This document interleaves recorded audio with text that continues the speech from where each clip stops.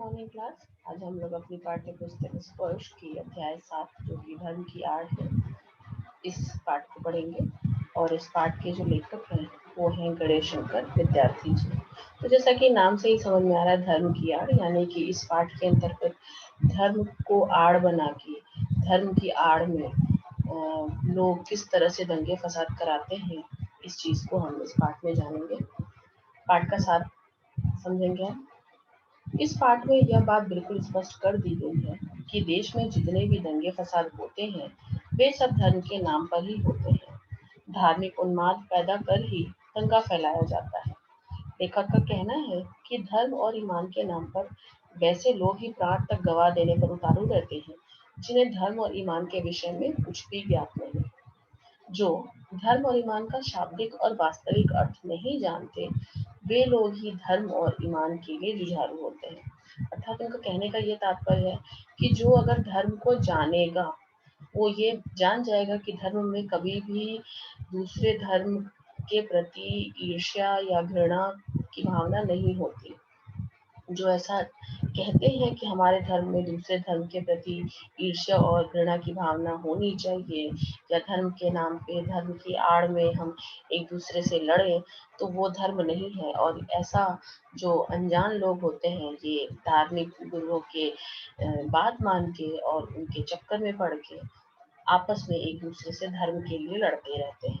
तो पाठ में आगे बढ़ने से पहले हम लोग गणेश शंकर विद्यार्थी जी के बारे में कुछ बातें जान लेंगे। गणेश शंकर विद्यार्थी का जन्म मध्य प्रदेश के ग्वालियर शहर में सन 1891 में हुआ। एंट्रेंस पास करने के बाद वे कानपुर करेंसी दफ्तर में मुलाजिम हो गए। फिर 1921 में प्रताप साहिब साप्ताहिक अखबार निकालना शुरू किया। विद्यार्थी आचार्य महावीर प्रसाद द्विवेदी को अपना साहित्यिक गुरु मानते थे। उन्हीं की प्रेरणा से आजादी की अलग जगाने वाली रचनाओं का सृजन और अनुवाद उन्होंने किया। इसी उद्देश्य की पूर्ति के लिए उन्होंने सहायक पत्रकारिता भी की। विद्यार्थी के जीवन का ज्यादातर समय जेलों में बीता। इन्हें बार बार जेल में डालकर भी अंग्रेज सरकार को संतुष्टि नहीं मिली। वह इनका अखबार भी बंद करवाना चाहती थी। कानपुर में 1931 में मचे सांप्रदायिक दंगों को शांत करवाने के प्रयास में विद्यार्थी को अपने प्राणों की बलि देनी पड़ी। इनकी मृत्यु पर महात्मा गांधी ने कहा था कि काश जैसी मृत्यु इनको मिली, काश ऐसी मृत्यु मुझे मिली होती, ऐसी मौत मुझे मिली होती। विद्यार्थी जी अपने जीवन में भी, लेखन में भी गरीबों, किसानों, मजलूमों, मजदूरों आदि के प्रति सच्ची हमदर्दी का इजहार करते थे। देश की आजादी और मुहिम के में आड़े आने वाली किसी भी कृत्य या परंपरा को वह आड़े हाथों लेते थे। देश की आजादी उनकी नजर में सबसे महत्वपूर्ण थी। आपसी भाईचारे और नष्ट भ्रष्ट करने वालों की वे जमकर खबर लेते थे। उनकी भाषा सरल, सहज, लेकिन बेहद मारक और सीधा प्रहार करने वाली होती थी। यानी कि वो बहुत सरल भाषा का प्रयोग करते थे, लेकिन ज्वलन उदाहरण, ज्वलन घटनाओं पे वो सीधा प्रहार करते थे। प्रस्तुत पाठ धर्म की आड़ में विद्यार्थी जी ने उन लोगों के इरादों और कुटिल चालों को बेनकाब किया है जो धर्म की आड़ लेकर जन सामान्य को आपस में लड़ाकर अपना स्वार्थ सिद्ध करने की फिराक में रहते हैं। धर्म की आड़ में अपना स्वार्थ सिद्ध करने वाले हमारे ही देश में हो, ऐसा नहीं है। विद्यार्थी अपने इस पाठ में दूर देशों में भी धर्म की आड़ में कैसे कैसे कुकर्म हुए हैं, कैसी कैसी अनीतियां हुई हैं और कौन कौन लोग, वर्ग और समाज उनके शिकार हुए हैं, इसका खुलासा करते चलते हैं। अर्थात ये जो धर्म के नाम पे जो दंगे फसाद है, ये बस हमारे ही देश में नहीं, ये विश्व के तौर पे एक बड़ी घटना है, जो कि समय समय पर हमेशा इन सारी घटनाओं को, इन सारी चीजों को हटाने के लिए अनेक क्रांतियां हुई, अनेक जन आंदोलन हुए, जिससे इसका खुलासा उन्होंने अपने पाठ के अंतर्गत किया है। तो पाठ में आगे बढ़ने से पहले हम लोग इसके शब्दार्थ को पढ़ेंगे। उत्पात यानी कि उपद्रव, यानी कि खुराफात। ईमान नीयत और सच्चाई। जाहिलों यानी कि मूर्ख, गंवार या अनपढ़। वाजिब उचित, उपयुक्त, ये जिसको यथार्थ भी कहते हैं। बेजा गलत, अनुचित। अट्टालिकाएं ऊंचे ऊंचे मकान। साम्यवाद साम्यवाद एक कार्ल मार्क्स द्वारा प्रतिपादित राजनीतिक सिद्धांत था जिसका उद्देश्य था कि विश्व में वर्गहीन समाज की स्थापना करना। बोल्शेविज्म सोवियत क्रांति के बाद लेनिन के नेतृत्व में स्थापित व्यवस्था थी जो कि धर्म के नाम पे, जाति के नाम पे, कास्टिज्म के नाम पे उन्होंने क्रांति की थी, जो कि लेनिन के नेतृत्व में की हुई थी। धनाढ्य यानी धनवान और दौलतमंद, स्वार्थ सिद्धि अपना स्वार्थ पूरा करना, अनियंत्रित जो नियंत्रण में ना हो, मनमाना, धूर्त यानी छली या पाखंडी, खिलाफत खलीफा का पद या कह सकते हैं पैगंबर या बादशाह का जो प्रतिनिधि होता है उसको बोलते हैं।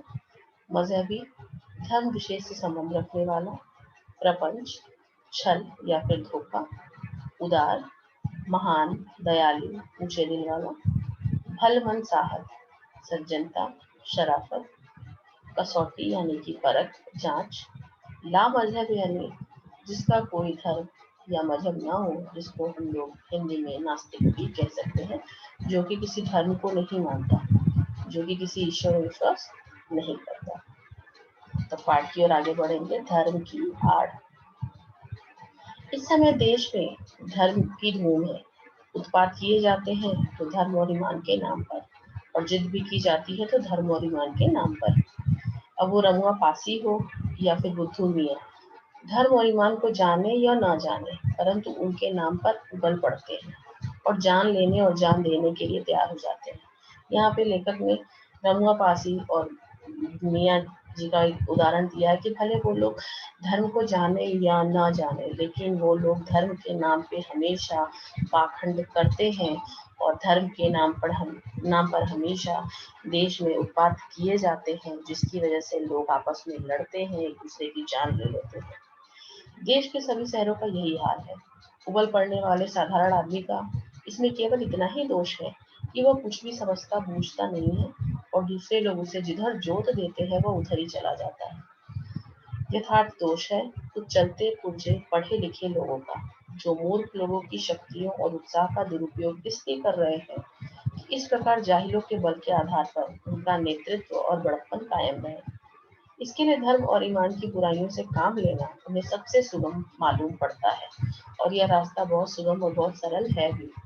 तो कहने का तात्पर्य यह है कि इसमें जो विशेष तौर पे जिसकी गलती है वो उन लोगों की मानी जाती है जो कि पढ़े लिखे ज्ञान होने के बावजूद भी धर्म के नाम पर अज्ञान लोगों को, मूर्ख लोगों को एक दूसरे से लड़ाते हैं, उनकी शक्तियों का, उनके उत्साह का दुरुपयोग करते हैं और उनकी शक्तियों को सही रास्ते पे ना लगा के बल्कि धर्म के नाम पर लड़ाने भिड़ाने में लगा देते हैं।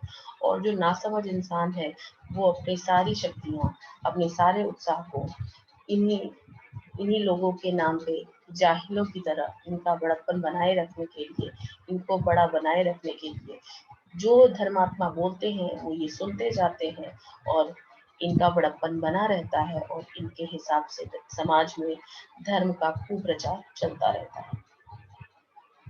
साधारण से साधारण आदमी तक के दिल में यह बात अच्छी तरह बैठी हुई है कि धर्म और ईमान की रक्षा के लिए प्राण तक दे देना वाजिब है।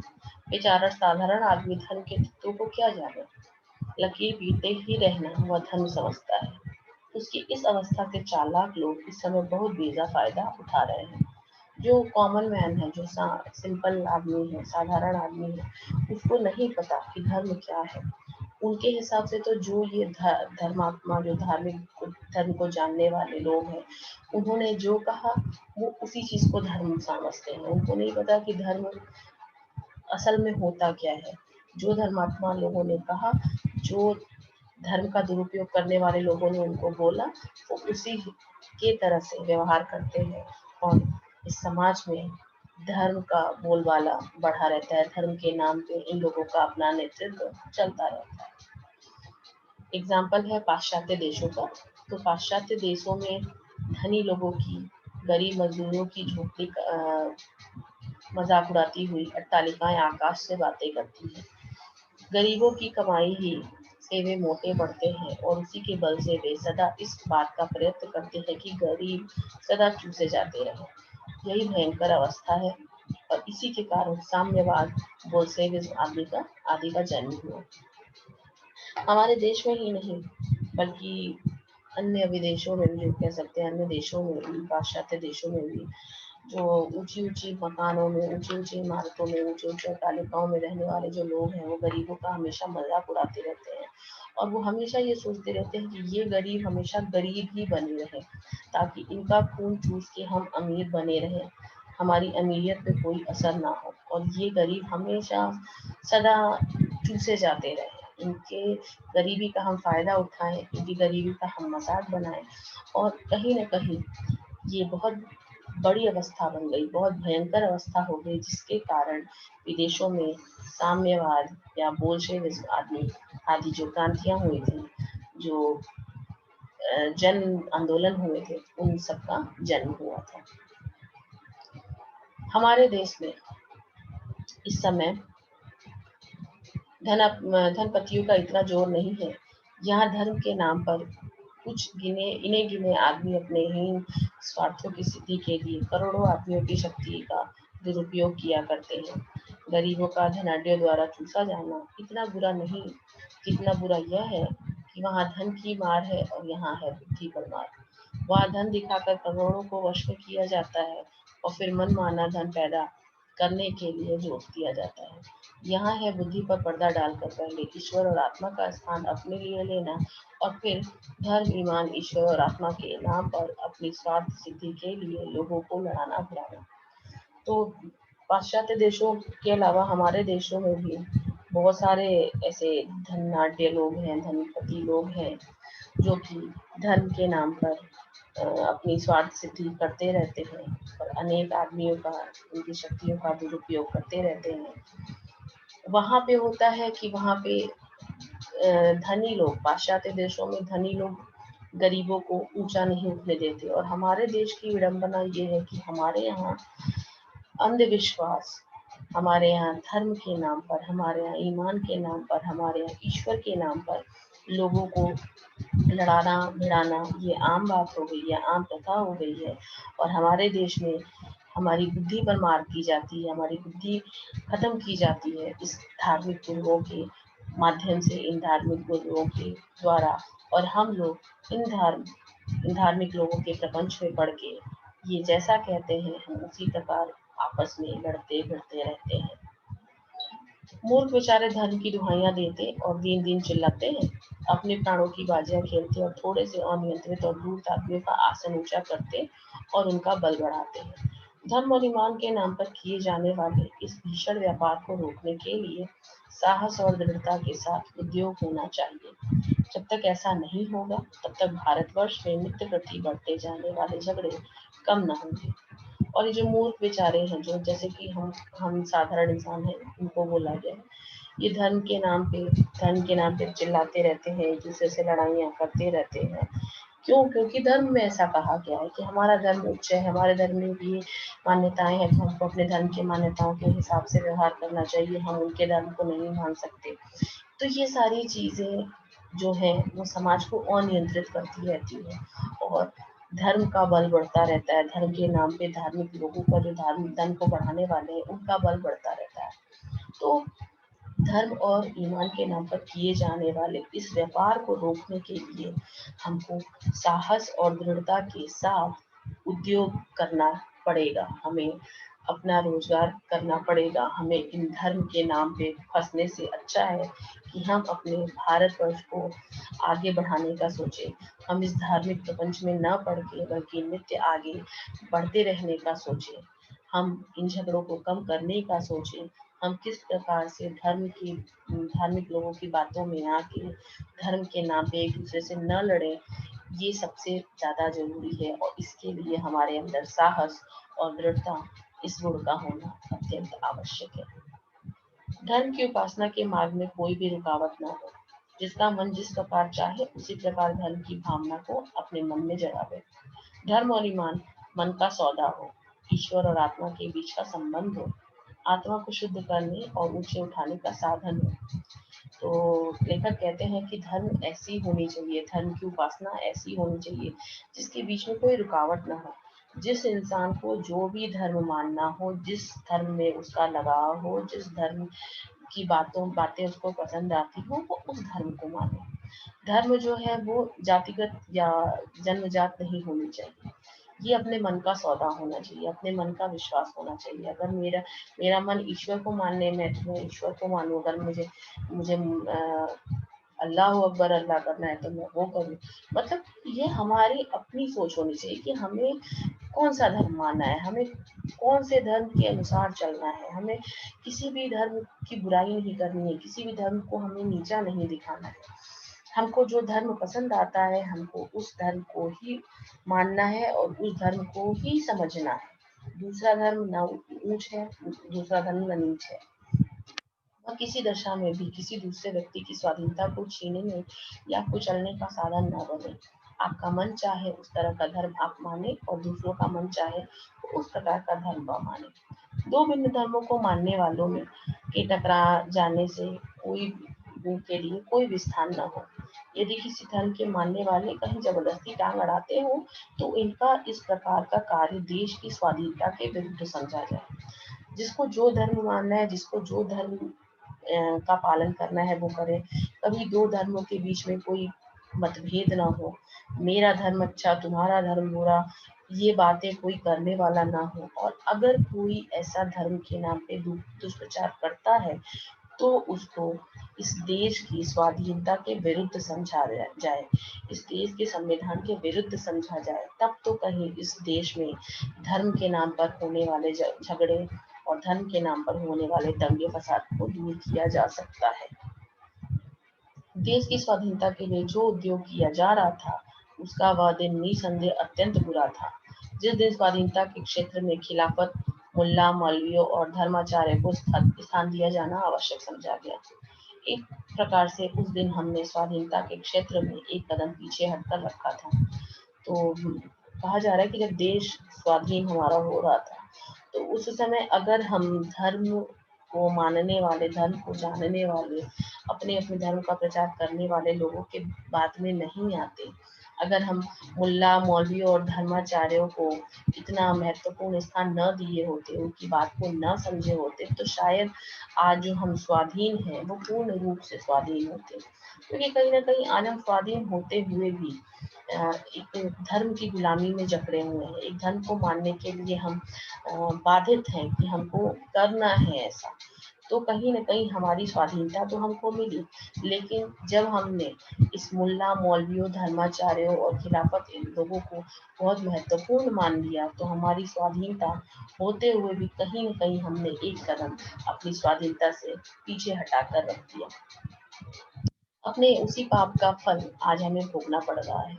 देश को स्वाधीनता के संग्राम ही में मौलाना अब्दुल बारी और शंकराचार्य को देश के सामने दूसरे रूप में पेश किया, उन्हें अधिक शक्तिशाली बना दिया। और हमारे इस काम का फल यह हुआ कि इस समय हमारे हाथों ही से बढ़ाई इनकी और इनके से लोगों की शक्तियां हमारी जड़ उखाड़ने और देश को मजहबी पागलपन, प्रपंच और उत्पाद का राज्य स्थापित कर रही है। तो हमने कहीं न कहीं बहुत बड़ी गलती कर दी कि स्वाधीनता संग्राम में मौलाना अब्दुल बारी और शंकराचार्य, जो कि धार्मिक नेता थे, इनको हमने बहुत शक्तिशाली बना दिया और इन्होंने अपना मजहबी पागलपन, अपना प्रपंच, अपने उत्पाद से हम लोगों के अंदर धर्म के प्रति, एक दूसरे के धर्म के प्रति इतनी नफरत भर दी, इतनी बुराइयां भर दी कि हम लोग आपस में अपनी शक्तियों का दुरुपयोग करते हुए एक दूसरे से आज भी संघर्ष करते रहते हैं। महात्मा गांधी धर्म को सर्वत्र स्थान देते हैं। वे एक पग भी धर्म के बिना चलने के लिए तैयार नहीं, परंतु उनकी बात ले उड़ने के पहले प्रत्येक आदमी का कर्तव्य यह है कि वह भली भांति समझ ले कि महात्मा जी के धर्म का स्वरूप क्या है। धर्म से महात्मा जी का मतलब धर्म ऊंचे और उदार तत्वों का ही हुआ करता है। उनके मानने में किसे ऐतराज हो सकता है। विद्यार्थी जी के अनुसार, गणेश शंकर विद्यार्थी जी के अनुसार, जो धर्म को मानने वाले जो सबसे बड़े कोई इंसान है, वो थे महात्मा गांधी। तो उनके धर्म को समझने के पहले हमको ये जानना चाहिए कि महात्मा जी क्या चीज को धर्म मानते थे। तो महात्मा गांधी के अनुसार धर्म वो है जो कि हमें हमारे अंदर उदार तत्वों को भरता है, हमें ऊंच नीच का भेदभाव नहीं बताता है, हम धर्म के नाम पे एक दूसरे से लड़ाई नहीं करते, हमारा व्यवहार जो है वो समाज के अनुसार है, समाज के अनुकूल हो। महात्मा जी के अनुसार धर्म का मतलब यही होता है, और ऐसे धर्म को मानने से किसी को कोई आपत्ति नहीं हो सकती, किसी को कोई ऐतराज नहीं हो सकता। अजा देने, शंख बजाने, नाक दबाने और नमाज पढ़ने का नाम धर्म नहीं है। शुद्ध आचरण और सदाचार ही धर्म के स्पष्ट चिन्ह है। 2 घंटे तक बैठकर पूजा कीजिए और पंच वक्ता नमाज भी अदा कीजिए, परंतु ईश्वर को इस प्रकार रिश्वत के दे चुकने के पश्चात यदि आप अपने को दिन भर बेईमानी करने और दूसरों को तकलीफ पहुंचाने के लिए आजाद समझते हैं, तो इस धर्म को अब आगे आने वाला समय कदापि नहीं टिकने देगा। लेखक कहते हैं कि अजान देना, शंख बजाना, दोनों तीनों टाइम मंदिर जाना, 5 टाइम की नमाज अदा करना, ये सब ठीक है, करो, तुम्हारे धर्म में है, करो। लेकिन ये सारी चीजें करने के बाद अगर आपको ये लगता है कि मैं 5 टाइम की नमाज अदा करता हूँ, मैं हर व्रत उपवास करता हूँ, मैं सारे पूजा पाठ करता हूँ, तो मैं दिन भर में कितनी भी बुराइयां कर सकता हूँ और मैं कितनी भी गलत काम करूँ, मैं भगवान की पूजा करता हूँ, मैं अल्लाह की पूजा करता हूँ, तो मेरे ये कुकर्मों को माफ कर देंगे भगवान? तो ऐसा नहीं है। आप पूजा ना करें लेकिन कुकर्म ना करें, तो आपका पूजा ना करना भी आपको कहीं न कहीं अच्छे फल देगा। ऐसा नहीं है कि पूजा पाठ करने और नमाज अदा करने से आप बुराइयां करते रहें और वो आप पे पर्दा डालता रहेगा, नहीं। आप शुद्ध आचरण करें, आप सदाचार का पालन करें, तो आप पूजा पाठ न भी करें तो भी आप सदाचारी कहलाएंगे, तो भी आप इस समाज में समाज के नियमों के अनुसार रहेंगे, तो सामाजिक इंसान कहलाएंगे। और अगर ऐसा रहा तो आगे के समय में, जब ये विद्यार्थी जी ने लिखा था तब की बात लिखी थी, आगे के समय के लोग इस तरह के धर्म को बिल्कुल नहीं मानेंगे, आगे की समाज में इस तरह के धर्म को बिल्कुल मान्यता नहीं दी जाएगी। अब तो आपका पूजा पाठ न देखा जाएगा, आपकी भल मनसाहत की कसौटी केवल आपका आचरण होगी। यानी आप कितने भले इंसान हैं, ये आपकी आचरण कैसा है, आपका व्यवहार कैसा है, इसी पे ये निर्भर करेगा। सबके कल्याण की दृष्टि से आपको अपने आचरण को सुधारना पड़ेगा, और यदि आप अपने आचरण को नहीं सुधारेंगे तो नमाज और रोजे, पूजा और गायत्री आपको देश के अन्य लोगों की आज़ादी को रौंदने और देश भर में उत्पातों का कीचड़ उछालने के लिए आजाद न छोड़ सकेगी। इसलिए शुद्ध आचरण करो, सदाचारी बनो, और रोज नमाज पढ़ने, रोज रोजा करने, रोज पूजा करने, रोज गायत्री मंत्र पढ़ने से अच्छा है कि सदाचार धर्म का पालन करो, और इस देश को रौंदने से, इस देश की आज़ादी को रौंदने से, यहाँ पे उत्पात फैलाने से, जो जो उत्पात फैलाने वाले लोग हैं उनसे अपना देश आज़ाद हो सके। ऐसे धार्मिक और दीनदार आदमियों से तो वे लाम मजहब और नास्तिक आदमी कहीं अधिक अच्छे और ऊंचे हैं, जिनका आचरण अच्छा है, जो दूसरों के सुख दुख का ख्याल रखते हैं और जो मूर्खों को किसी स्वार्थ सिद्धि के लिए उकसाना बहुत बुरा समझते हैं। लेखक के अनुसार जो पूजा पाठ न करे लेकिन वो दूसरों के प्रति अच्छा आचरण करे, दूसरों का सुख दुख का ख्याल रखे, दूसरों को मूर्ख न बनाए, अपनी स्वार्थ सिद्धि के लिए दूसरों के व्यवहार के साथ, दूसरों के धर्म के साथ खिलवाड़ न करें, इनके अनुसार वही लोग असली धार्मिक और असली दीनदार आदमी कहलाते हैं। ईश्वर भी उन नास्तिक और लामजहब लोगों को अधिक प्यार करेगा, और वह अपने पवित्र नाम पर अपवित्र काम करने वालों को यही कहना पसंद करेगा, मुझे मानो या ना मानो, तुम्हारे मानने ही से मेरा ईश्वरत्व कायम नहीं रहेगा। दया करके मनुष्यत्व को मानो, पशु बनना छोड़ो और आदमी बनो। तो लेखक कहते हैं कि भगवान भी उन नास्तिकों को, उन लामजहब लोगों को, मजहब को न मानने वाले लोगों को अधिक प्यार करेगा। भगवान भी जो कि पवित्र हो, जो कि दूसरों को दंगे फसाद करने के लिए प्रेरित न करें, जो कि धर्म के नाम पर दूसरे को लड़ाए भिड़ाए नहीं, जिसके अंदर ईश्वरत्व कायम है, जिसके अंदर मनुष्यत्व कायम है, जिसके अंदर मनुष्यता की भावना है, वही सच्चा इंसान है। तो हे इंसान, तुम पशु बनना छोड़ो और आदमी बनो, इंसान बनो समाज के प्रति, समाज में फैले हुए धर्म के प्रति जो लड़ाई झगड़े हैं उसको खत्म करो और धर्म की आड़ में लड़ना बंद करो, तभी हमारा देश सक्रिय रूप से आगे बढ़ पाएगा। तो जैसा कि हम लोग इस पाठ में बस इतना ही था कि धर्म को किस तरह से हमको एक रास्ता न मान के, धर्म को मानो ठीक है, लेकिन धर्म के नाम पे एक दूसरे से लड़ने की बजाय एक दूसरे के धर्म को सम्मान दो, एक दूसरे के धर्म की तारीफ करो, ताकि एक दूसरे से विवाद ना हो। तो इस पाठ में बस इतना ही था। इसके लिए धन्यवाद।